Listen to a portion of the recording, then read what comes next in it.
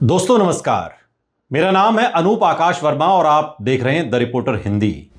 BSP supremo Mayawati से मिलने के लिए कांग्रेस सांसद तनुज पुनिया और राजेंद्र पाल गौतम का अचानक उनके आवास पर पहुंचना भले ही औपचारिक हालचाल मुलाकात बताया गया हो, लेकिन उत्तर प्रदेश की राजनीति में इसे केवल शिष्टाचार भेंट मानना कठिन है। 2027 विधानसभा चुनाव जैसे जैसे नजदीक आ रहे हैं, वैसे वैसे विपक्षी राजनीति में नए समीकरणों की चर्चा तेज हो रही है। कांग्रेस और समाजवादी पार्टी पहले से ही 2024 लोकसभा चुनाव में साथ काम कर चुके हैं और इस गठबंधन को उत्तर प्रदेश में अपेक्षाकृत सकारात्मक परिणाम भी मिले। लेकिन विपक्ष अच्छी तरह से जानता है कि यदि बीजेपी को 2027 में गंभीर चुनौती देनी है तो केवल मुस्लिम यादव या कांग्रेस का पारंपरिक वोट पर्याप्त नहीं होगा। दलित वोट, विशेष रूप से जाटव वोट, अभी भी यूपी की राजनीति का सबसे निर्णायक ब्लॉक माना जाता है और इस वोट पर सबसे गहरी पकड़ बहुजन समाज पार्टी और मायावती की है। हालांकि चंद्रशेखर आजाद भी प्रयास कर रहे हैं और मेहनत भी कर रहे हैं। बहुजन समाज पार्टी का एक छत्र राज दलित वोटों पर रहा और यही वजह रही कि कांग्रेस नेताओं की ये जनरल विजिट राजनीतिक गलियारों में बड़े संकेत के रूप में देखी जा रही है।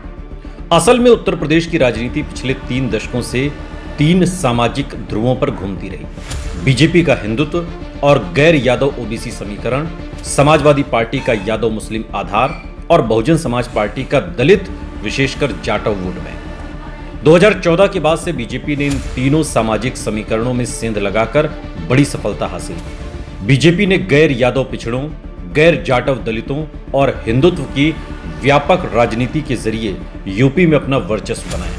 लेकिन 2024 लोकसभा चुनाव ने एक नया संकेत दिया, पीडीए यानी पिछड़ा दलित अल्पसंख्यक, और इसकी राजनीति को अखिलेश यादव ने जिस तरह उठाया उसने बीजेपी को कई सीटों पर चुनौती दी। कांग्रेस ने भी राहुल गांधी की संविधान बचाओ और सामाजिक न्याय की राजनीति के जरिए दलित और पिछड़े वर्ग में कुछ नई पैठ बनाने की कोशिश की। ऐसे में अब सबसे बड़ा सवाल यही है कि क्या विपक्ष मायावती को किसी बड़े गठबंधन में शामिल कर सकता है। राजनीतिक दृष्टि से देखें तो यह आसान नहीं है, लेकिन पूरी तरह असंभव भी नहीं कहा जा सकता। मायावती हमेशा से स्वतंत्र राजनीतिक लाइन पर चलती रही हैं। 1990 के दशक से लेकर अब तक उन्होंने कई बार बीजेपी और सपा दोनों के साथ सरकार बनाई, लेकिन दोनों से दूरी भी बनाई। उनके राजनीतिक करियर का सबसे बड़ा आधार स्वतंत्र दलित नेतृत्व रहा है। यही कारण है कि वो अक्सर सपा के साथ स्थायी गठबंधन से बचती रही हैं, क्योंकि बीएसपी का मूल वोटर यादव वर्चस्व वाली राजनीति को लेकर आशंकित रहता है। 1995 का गेस्ट हाउस कांड आज भी बीएसपी की राजनीति स्मृति में जिंदा है। यही वजह है कि मायावती और अखिलेश यादव के बीच राजनीतिक विश्वास पूरी तरह मजबूत कभी नहीं हो पाया। हालांकि 2019 लोकसभा चुनाव में बीएसपी और समाजवादी पार्टी ने साथ आकर बीजेपी को रोकने की कोशिश की थी। उस चुनाव में मायावती ने अखिलेश यादव के साथ मंच साझा किया और गठबंधन में कुछ सफलता भी हासिल की। बीएसपी ने 10 सीटें जीती, जबकि समाजवादी पार्टी के हिस्से में 5 सीटें आईं। लेकिन बाद में मायावती ने गठबंधन खत्म कर दिया और आरोप लगाया कि यादव वोट बीएसपी उम्मीदवारों को पूरी तरह ट्रांसफर नहीं हुआ। अब 2027 की राजनीति में परिस्थिति कुछ अलग दिखाई देती है। बीजेपी लगातार तीसरी बार यूपी की सत्ता में है और विपक्ष मानता है कि यदि बीजेपी को रोकना है तो महागठबंधन जैसा प्रयोग जरूरी हो सकता है। कांग्रेस भी समझती है कि यूपी में उसका संगठन अभी इतना मजबूत नहीं है कि वो अकेले बीजेपी को चुनौती दे सके। इसलिए कांग्रेस की रणनीति सामाजिक गठबंधन बनाने की है। राहुल गांधी की राजनीति पिछले कुछ वर्षों में दलित पिछड़ा संविधान के इर्द गिर्द घूमती दिखाई दी। राजेंद्र पाल गौतम जैसे नेताओं को आगे करना भी इसी रणनीति का हिस्सा माना जाता है। यदि कांग्रेस मायावती के साथ संवाद बढ़ाने की कोशिश कर रही है तो उसका मकसद साफ है, दलित वोटों में बीजेपी की पैठ को रोकना और बीएसपी को पूरी तरह विपक्ष विरोधी भूमिका में जाने से रोकना। सबसे दिलचस्प चर्चा यह है कि क्या मायावती को भविष्य में विपक्ष प्रधानमंत्री पद का चेहरा बना सकता है और बदले में अखिलेश यादव को यूपी में मुख्यमंत्री पद का नेतृत्व दिया जा सकता है। यह विचार नया नहीं है। 2009 और 2019 के दौरान भी मायावती को राष्ट्रीय स्तर पर प्रधानमंत्री पद के संभावित चेहरे के रूप में प्रस्तुत करने की चर्चा होती रही। दलित राजनीति के लिहाज से मायावती आज भी देश की सबसे बड़ी प्रतीकात्मक नेता मानी जाती है। यदि विपक्ष उन्हें राष्ट्रीय स्तर पर संवैधानिक और सामाजिक न्याय के चेहरे के रूप में आगे बढ़ाता है तो इसका बड़ा राजनीतिक संदेश जा सकता है।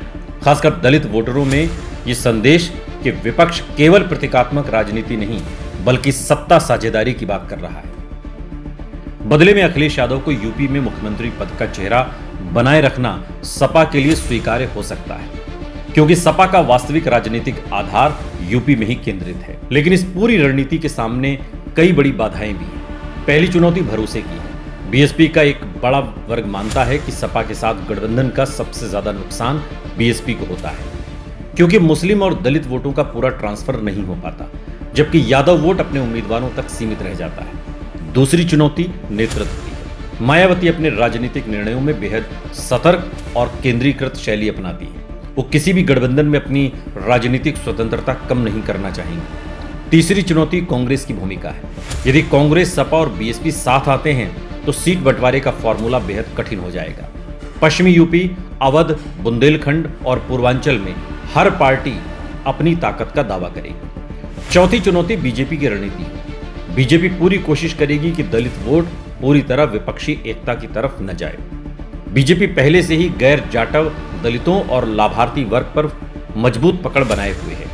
यदि मायावती विपक्षी गठबंधन में शामिल होती हैं तो बीजेपी इसे परिवारवाद और अवसरवाद का गठबंधन बताकर हमला करेगी। फिर भी राजनीतिक गणित देखें तो सपा, कांग्रेस और बीएसपी किसी साझा मोर्चे में आते हैं तो उत्तर प्रदेश का चुनावी समीकरण पूरी तरह बदल सकता है।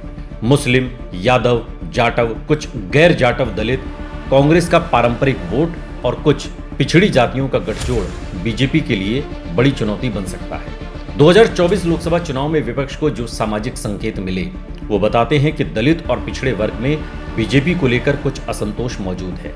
यदि यह असंतोष संगठित राजनीतिक दिशा पाता है तो 2027 बीजेपी के लिए कठिन चुनाव बन सकता है। हालांकि अभी यह कहना जल्दबाजी होगी कि मायावती वास्तव में सपा कांग्रेस गठबंधन का हिस्सा बनेंगी या नहीं। फिलहाल उनके तेवर स्वतंत्र राजनीति वाले दिखाई देते हैं, लेकिन कांग्रेस नेताओं का उनके घर जाना, राहुल गांधी के संभावित यूपी दौरे से पहले ये राजनीतिक हलचल और दलित राजनीति को लेकर बढ़ती सक्रियता ये संकेत जरूर देती है कि विपक्ष 2027 के लिए बड़े सामाजिक समीकरण की तलाश में है। उत्तर प्रदेश की राजनीति में कई बार जो चीजें असंभव लगती हैं वही चुनावी मजबूरी में संभव भी हो जाती है। इसलिए आने वाले महीनों में यदि मायावती, अखिलेश यादव और कांग्रेस नेतृत्व के बीच संवाद बढ़ता है तो ये यूपी की राजनीति का सबसे बड़ा राजनीतिक घटनाक्रम साबित हो सकता है।